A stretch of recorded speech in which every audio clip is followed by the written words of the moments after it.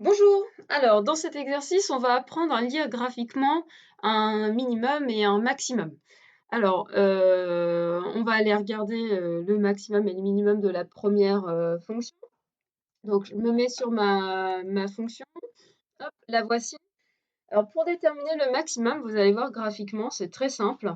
En fait, il me suffit d'aller repérer la plus grande des images qui va être prise par ma fonction f. Alors, rappelez-vous, les images, elles se lisent où?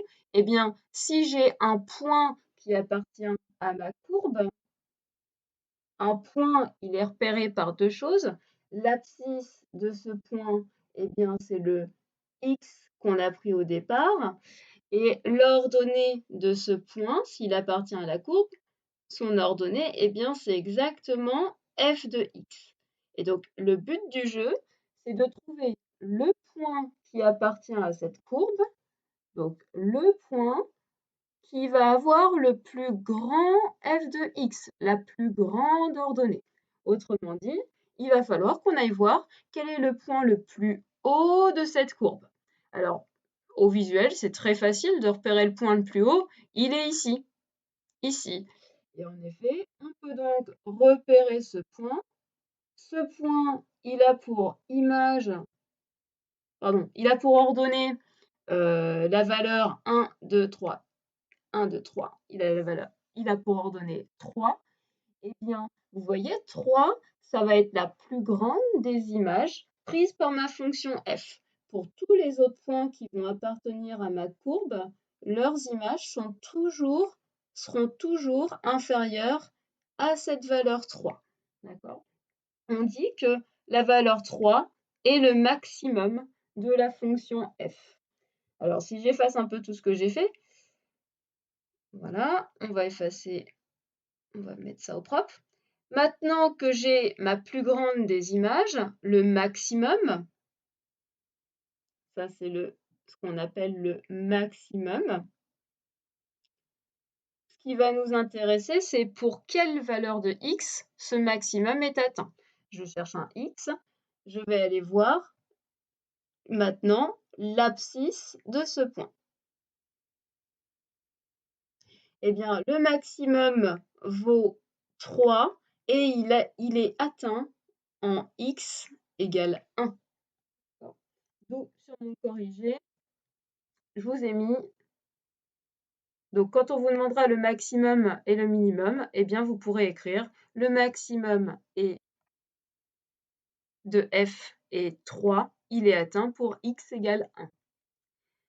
Deuxième chose qu'on va aller repérer, c'est quel est son minimum. Alors, c'est reparti, son minimum. Là, pour le coup, on va aller voir quelle est la plus petite des images prises par la fonction f.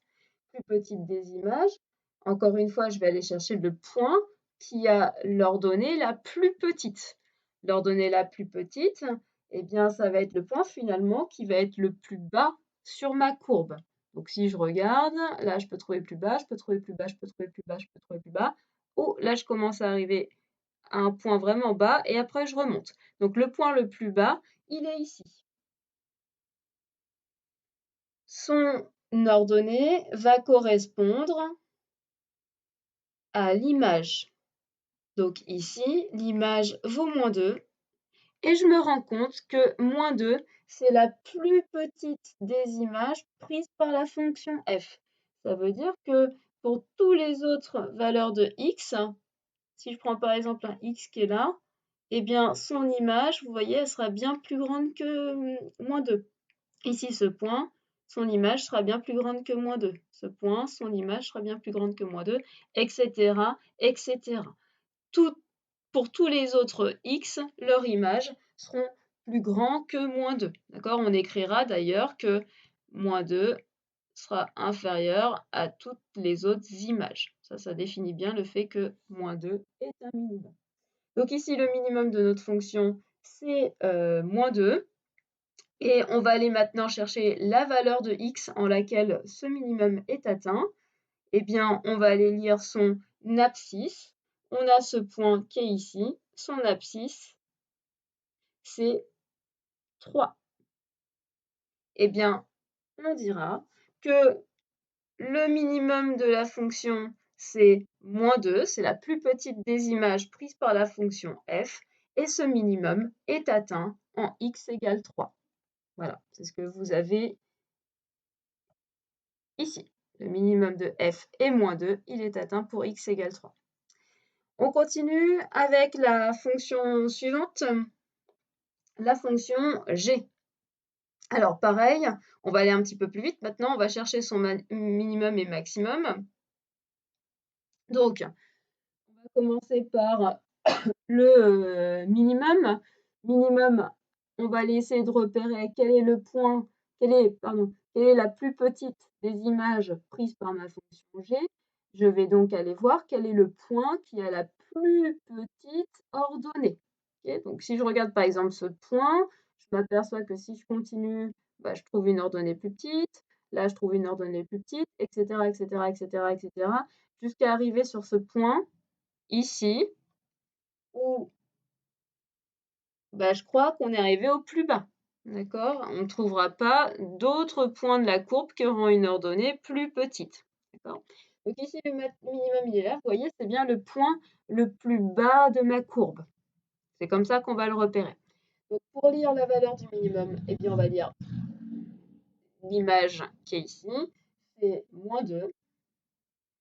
Et la valeur en laquelle le minimum, la valeur en laquelle -2 est atteint, il va se lire sur l'axe des abscisses, ici. On dit que le minimum de cette fonction, de la fonction g, est -2 et il est atteint pour x égale 1. Le minimum de g est -2, il est atteint pour x égale 1. Pour le maximum, maintenant, on va aller repérer le point le plus haut de la courbe. Alors, on pourrait se dire que c'est celui-là, mais en fait, si on regarde bien, là, ici, on a le point le plus haut de la courbe. Donc, je repère ce point. Son ordonnée va me donner la plus grande des images. Ici, la plus grande image, du coup, c'est 3. Et cette plus grande image, ce maximum 3, il est atteint pour x égale, alors 1, 2, 3, 4, 5, il est atteint pour x égale 5. On dit que le maximum de la fonction g est 3, il est atteint pour x égale 5.